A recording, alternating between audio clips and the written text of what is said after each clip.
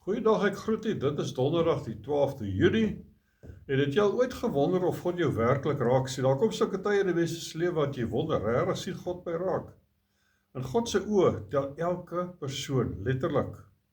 In Numeri hoofstuk 1 vers 1 tot aan die einde van hoofstuk 4 beveel God Moses om die sensus van die volk te neem.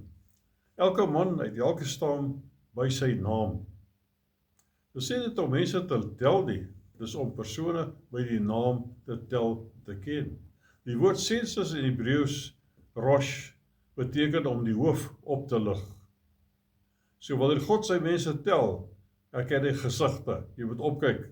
Hulle einde ken hy en hy ken hulle roepinge. Elke persoon beteken iets vir hom. En ook jy het 'n doel in God se oë. En steeds by die sensus gedagte, God lig sy mense sy hoofde op. Jy raak nie verlore tussen die skare of iewers in 'n vergete dokument nie. Jy is geken deur God. Hy ken jou gesig. En kyk wat sê Jesaja 43 vers 1. Maar nou so sê die Here jou skepper, o Jakob en jou vermeerder o Israel, wees nie bevrees nie, want ek het jou verlos. Ek het jou by jou naam genoem, geroep en jy is myne. Nie 'n gesig nie, hy ken die naam.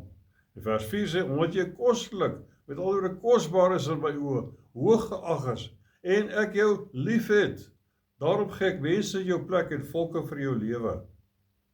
So, lif op jou kop, jy word geken, die Here sien jou raak, ons God sien elkeen van ons raak, mag die Here jou seën, amen.